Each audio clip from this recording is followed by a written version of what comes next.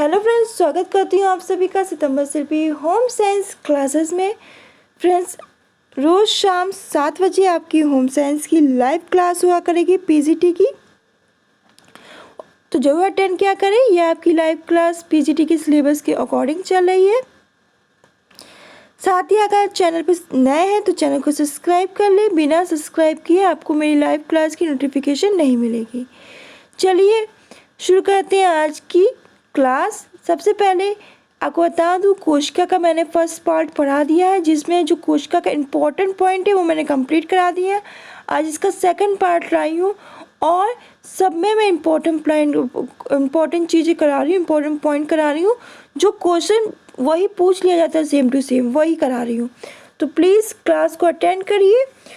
और इससे पहले का पार्ट नहीं देखा, इससे पहले की क्लास नहीं देखी है तो यूपी पीजीटी जाकर प्लेलिस्ट में देखिए, यूपी पीजीटी एग्ज़ाम 2020, और इससे पहले की क्लास आप देख सकते हैं। तो शुरू करते हैं आज की क्लास। जीव द्रव का नामकरण पुरकिंज के द्वारा सन 1839 ईस्वी में किया गया। जीव द्रव कैसा होता है? तरल, गाढ़ा, रंगहीन, परभासी, लालसा, वजन युक्त पदार्थ है। जीव की सारी जैविक क्रियाएं इसी के द्वारा होती हैं। हेक्सले के अनुसार जीव द्रव जीवन का भौतिक आधार है। क्या है? हेक्सले के अनुसार जीव द्रव जीवन का भौतिक आधार है। जीव द्रव या कोशिका में केंद्रक व कोशिका झिल्ली के बीच में रहता है। तो याद रखिएगा, जो कोशिका द्रव कहाँ रहता है? ये कोशिका में केंद्रक और कोशिका झिल्ली के बीच में रहता है। फिर केंद्रक द्रव, तो यह कोशिकाओं में केंद्रक के अंदर रहता है। तो केंद्रक द्रव कहाँ रहता है? ये कोशिकाओं में केंद्रक के अंदर रहता है। जीव द्रव का 99% भाग निम्न 4 तत्वों से मिलकर बना है। इन बात को ध्यान रखिए। ऑक्सीजन 76%, ऑक्सीजन कितनी है आपकी? 76%। कार्बन आपकी 10.5%, हाइड्रोजन 10%, नाइट्रोजन 2.5%। जीव द्रव का 80% भाग जल होता है। ये भी याद रखिएगा, जीव द्रव का कितना? 80% भाग आपको वाटर मिलेगा। जीव द्रव में अकार्बनिक और कार्बनिक यौगिक का अनुपात 81:19 है, 81:19 है। तो ये कुछ इम्पोर्टेंट पॉइंट है, ये इन बात को ध्यान रखिएगा। पहला तो ये कि जीव द्रव का नामकरण पुरकिंज के द्वारा सन 1839 ईस्वी में हुआ था। ये तरल है, गाढ़ा है, रंगीन, परभासी, लालसा, वजन युक्त पदार्थ है। जीवन की सारी जैविक क्रिया इसी के द्वारा होती है। हेक्सले के अनुसार जीव द्रव जीवन का भौतिक आधार है। जीव द्रव को 2 भागों में बांटा है, एक कोशिका द्रव, दूसरा केंद्रक द्रव। कोशिका द्रव या कोशिका में केंद्रक व कोशिका झिल्ली के बीच में रहता है। केंद्रक द्रव या कोशिका में केंद्रक रहता है। जीव द्रव का 99% भाग 4 तत्वों से मिलकर बना है। याद रखिएगा, ऑक्सीजन 76, कार्बन 10.5, हाइड्रोजन 10% और नाइट्रोजन 2.5%। जीव द्रव का लगभग 80% भाग जल है। जीव द्रव में अकार्बनिक व कार्बनिक यौगिक का अनुपात 81:19 होता है। देखिए, अब जान लेते हैं कोशिका के आविष्कार और अनुसंधान का इतिहास। ये इम्पोर्टेंट हिस्ट्री, यहाँ से क्वेश्चन आते हैं।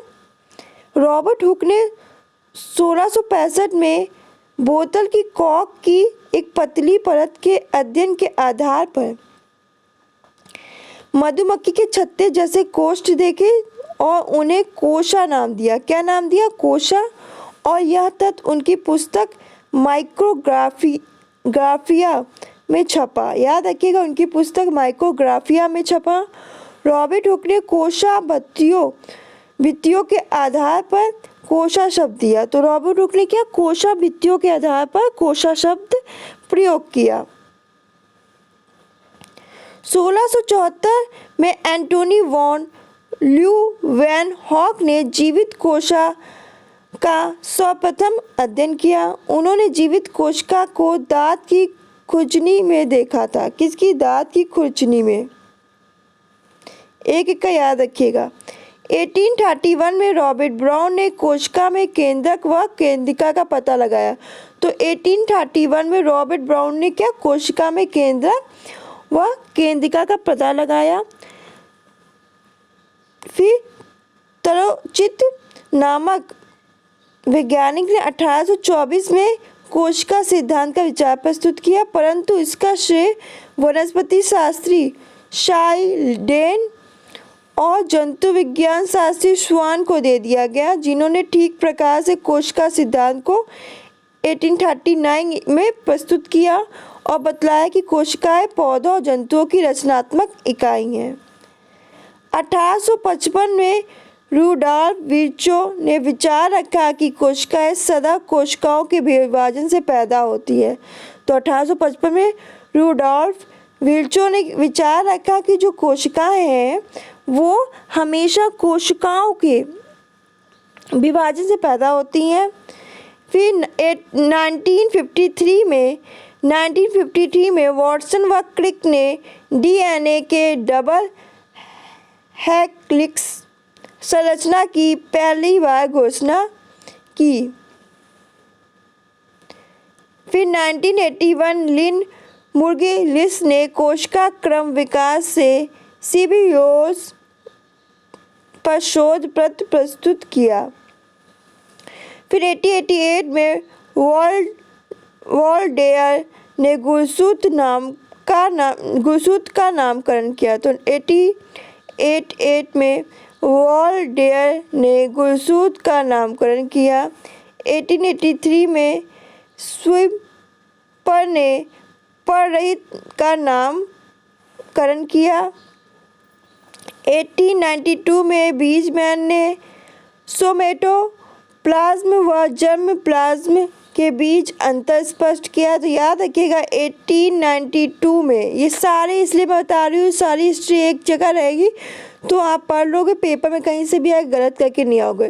तो 1892 में बीजमैन ने सोमेटोप्लाज्म व जर्मप्लाज्म के बीच अंतर स्पष्ट किया। फिर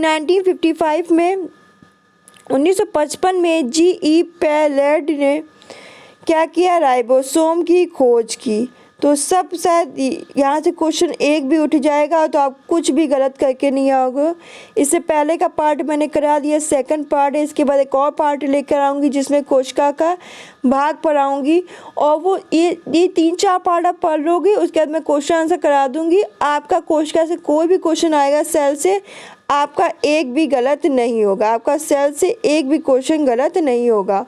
आपको बस ये जो पार्ट है इन सब पार्टों को कंप्लीट करना है, सारे पार्ट पढ़ना है, तो आपका एक भी कोशिका से क्वेश्चन पूछ ले, कोशिका से कहीं से भी क्वेश्चन पूछ लेगा, आपका एक भी गलत नहीं होगा। याद रखिएगा रॉबर्ट हुक ने आपका 1665 में, फिर 1674 में एंटोनी वॉन ने, ये सब याद रखिएगा सारी हिस्ट्री। फिर 1674 की बात आएगी, 1674 के बाद फिर आपका 1831 में रॉबर्ट ब्राउन ने कोशिका में केंद्रक और केंद्रिका का पता लगाया। तो याद रखिएगा, इम्पोर्टेंट है ये कि 1831 में रॉबर्ट ब्राउन ने कोशिका में केंद्रक का और केंद्रिका का पता लगाया था, ये सब भी याद रखिएगा। और आपका कोशिका सिद्धांत आपका शाइलैंड और स्वान ने दिया था, इस बात को भी ध्यान रखिएगा। फिर 1855 में रुडॉल्फ विर्चो ने विचार रखा कि कोशिका सदा कोशिकाओं के विभाजन से पैदा होती है। उन्होंने क्या कहा कि कोशिकाएं जो है हमेशा कोशिकाओं के विभाजन से पैदा होती हैं। फिर 1953 में वॉटसन व क्रिक ने डीएनए के डबल हेलिक्स संरचना की पहली बार घोषणा की। इम्पोर्टेंट, मतलब एक भी क्वेश्चन आपका गलत नहीं होगा अगर आप मेरे सारे सॉलिड कोशिका के पॉइंट पढ़ लोगे। फिर 1981 में लिन मुर्गेलिस ने कोशिका क्रम विकास में सिबियोस पर शोध पत्र प्रस्तुत किया। फिर 1888 में वॉल्डेयर ने गुरसूत का नामकरण किया। फिर 1883 ईस्वी में स्विम्पर ने पररहित